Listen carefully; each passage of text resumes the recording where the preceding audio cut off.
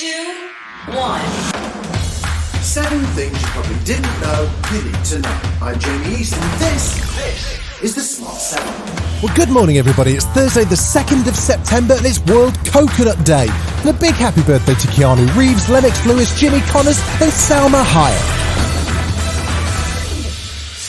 Now that the war in Afghanistan is over and the British troops have returned home, Foreign Secretary Dominic Raab was called to testify in front of the Foreign Affairs Select Committee on Wednesday. He was asked if he owed the British troops and Afghan nationals left behind an apology. I think we owe them every effort to get those out that we did, and now to focus on the new reality in Afghanistan with the arrangements that we're working on to get those that remain out as swiftly, as safely and as responsibly as possible. Scottish MP Stuart MacDonald wanted to know what the dates were that Dominic out-of-office Raab was actually on holiday in Crete, and he really didn't want to answer. When did you go on holiday? What dates did you go on holiday? Not interested in what you did there. What date did you go? Look, I made a full statement. What date did you go on holiday, Foreign Secretary? I've made a full statement. I think your own personal transparency is important. What date did you go on holiday? I made a full statement on it. I also was clear I should have... Did the statement include the date that you left the country? At all material times...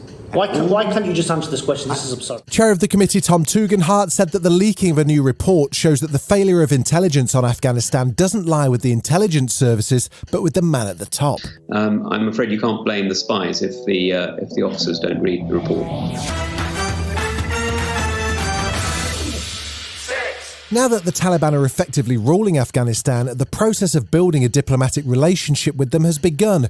Talks are ongoing to secure safe passage for those who are not evacuated. In something of a media first, a Taliban spokesman, Dr. Shaheen, appeared on Good Morning Britain, and he had assurances that people with the right papers could leave. Every Afghan citizen who is intending to go abroad, they can go. But we urge them to stay in Afghanistan. It is time for all Afghans to build their country. Foreign Affairs Committee Chairman Tom Tugendhat, who was having a busy Wednesday, says the Taliban are playing a clever PR game and the situation on the ground is quite different. I'm afraid your viewers and you have just been lied to. Meanwhile, Home Office Minister Victoria Atkins had details on funding of £15 million for Operation Warm Welcome, which will see the UK government give Afghans who worked for them indefinite leave to remain. They have done right by us. We want to do right by them. And so today I'm delighted that we're launching Operation Warm Welcome to give a warm welcome to everyone who has landed on our shores in recent weeks.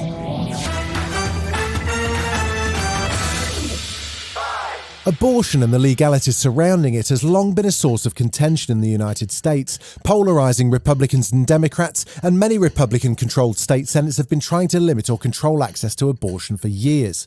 Now, Texas has created a law which may well mean a near-total abortion ban after 6 weeks, as it empowers and rewards private citizens for suing abortion providers, staff or patients.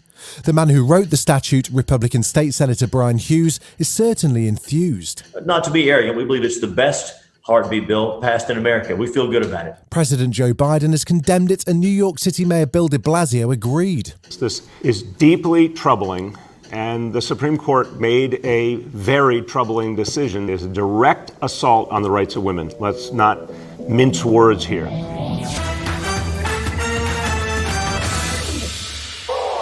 There were 35,693 new cases of COVID-19 yesterday and 207 additional deaths announced. There was also news on the start of a booster shot programme for the immunocompromised, which comes as new research shows that protection provided by vaccines can start to wane after 6 months. Health Secretary Sajid Javid laid out the criteria and who will be among the 500,000 eligible people. We've accepted the advice of the independent JCVI, and they've been very clear that this third dose should be offered to anyone over the age of 12 that has a severely weak immune system. And should their advice change at a later date to include a different group of people, of course, we would follow through on that advice. Still to come on the Smart 7, Ronaldo talks United and Will Smith makes a Zoom call. Right after this. You're listening to the Smart 7. If you're enjoying it, you might also like the Smart 7 Ireland edition. Just search and follow us on your favourite podcast platform.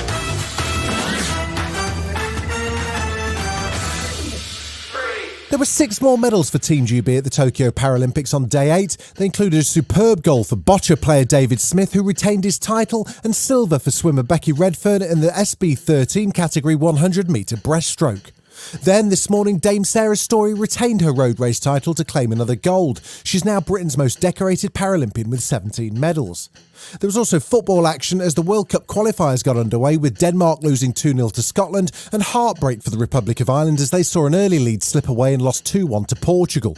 The man who broke Irish hearts, Cristiano Ronaldo, who also broke the international goal-scoring record with 111 for his country. He also did his first interview about his return to Man United. As you know, I had a fantastic history with this amazing club. I'm so happy to be back home after 12 years. So I'm really glad and I'm looking forward to start my first game.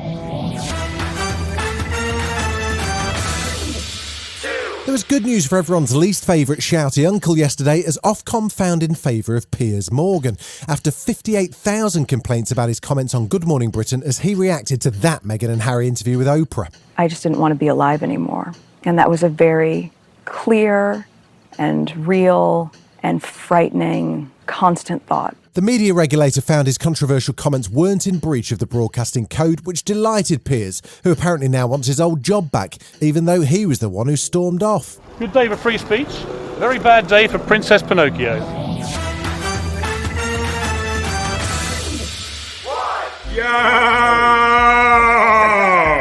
Oh, that's not a sound you hear every day. That was Will Smith, who's about to give young actor Jabari Banks some incredibly good news. Yep, they're rebooting The Fresh Prince of Bel-Air. It's been reimagined by Morgan Cooper as a modern-day drama after a homemade edit went viral.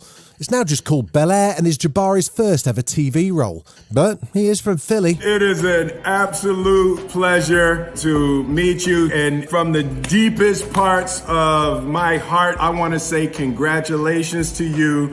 You have the role of Will on Bel-Air. This has been The Smart 7. Wherever you're listening, do us a favour and hit the follow button. We'll be back tomorrow at 7 a.m. Have a great day.